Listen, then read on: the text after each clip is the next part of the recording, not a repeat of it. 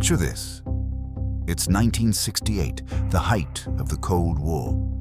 The world is a chessboard, and the pieces are nuclear warheads. Suddenly, in the vast, empty desert of the North Pacific, a Soviet Golf II-class submarine, the K-129, simply vanishes. No distress call, no oil slick, just a haunting silence where a nuclear-armed beast used to be. The Soviet Navy is frantic, scouring the surface, but they are blind. The ocean is too big, and the K-129 is too deep. Now imagine you're the CIA. You've been listening. You have hydrophones, underwater ears, hidden across the seabed. You heard the death rattle of that submarine. You know exactly where it's lying, 3 miles down. In a place so dark and pressurized, it might as well be the surface of another planet. And then, in a wood-paneled room in Langley, someone says the most insane sentence you'll ever hear. Let's go pick it up. Not with divers, not with a standard salvage crane, but with a purpose-built vessel the size of a floating cathedral, hiding behind a cover story so elaborate it had a billionaire's name on it. This wasn't a rescue mission. It was the ultimate heist. Because inside that crushed hull were codebooks, nuclear warheads, and the keys to the Soviet kingdom. Today on the Human Chronicle, we're diving into Project Azorian, the high-seas heist that redefined the impossible.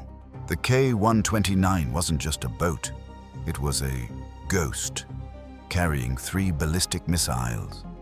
When it sank, the Soviets spent 2 months desperately searching for a needle in a haystack, the size of a continent.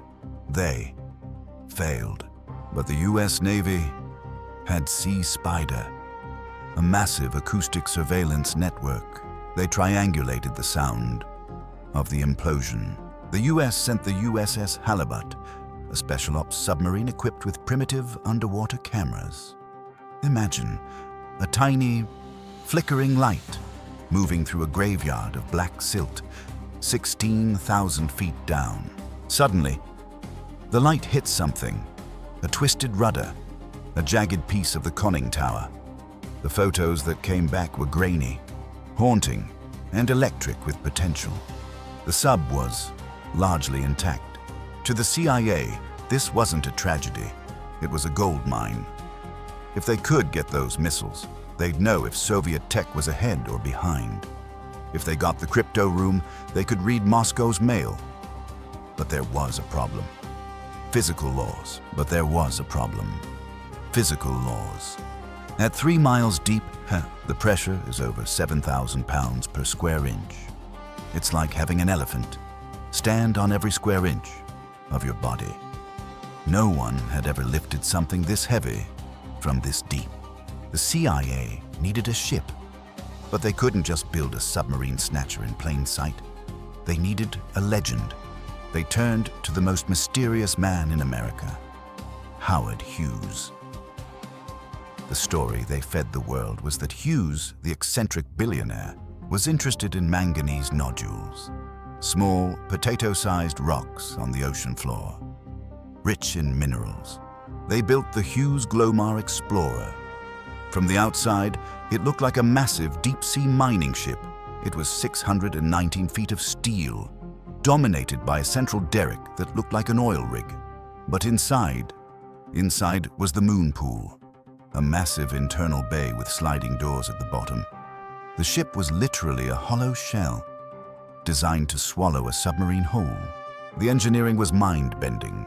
To reach the K-129, they created a capture vehicle, a giant mechanical claw nicknamed Clementine. This wasn't a simple hook. It was a multi-fingered beast of heavy steel, designed to cradle the submarine's hull without snapping it. They would lower this claw on 5 miles of heavy steel pipe, one section at a time. It was like trying to pick up a marble with a string of spaghetti while standing on a moving chair in a windstorm. July 1974. The Glomar Explorer is hovering over the exact coordinates. The crew is a mix of CIA agents and engineers, all sworn to absolute secrecy. For weeks, they lower the pipe, clank, weld, lower, over and over.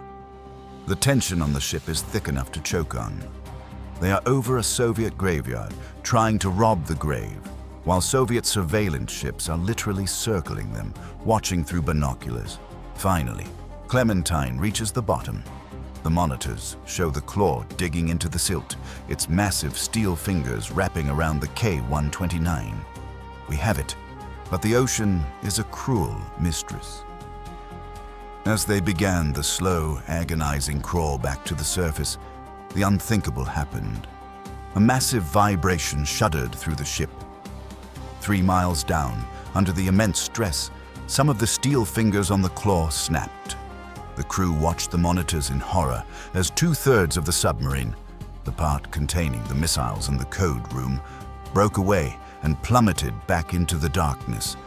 It hit the bottom and shattered into a million pieces. The prize was gone. They only managed to recover the bow section.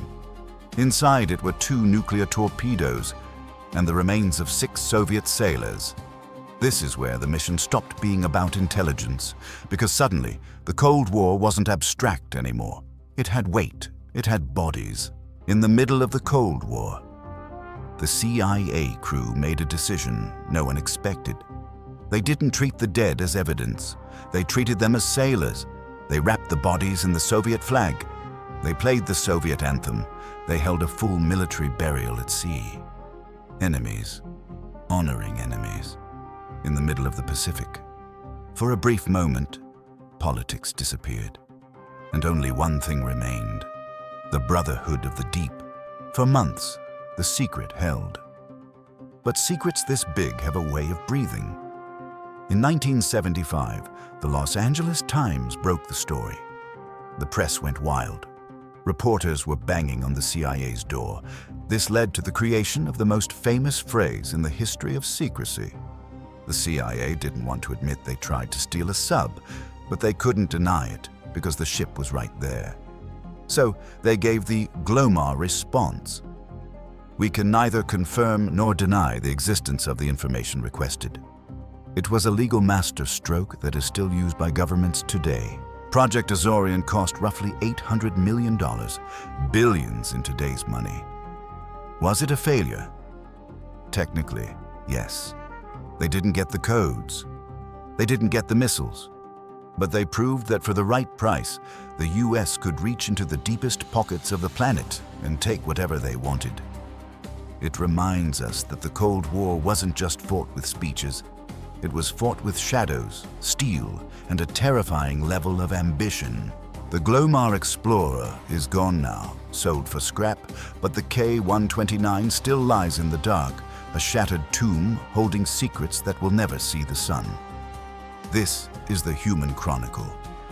If you want more stories where history feels like a fever dream, hit subscribe, because the next file we open is even deeper than the Pacific.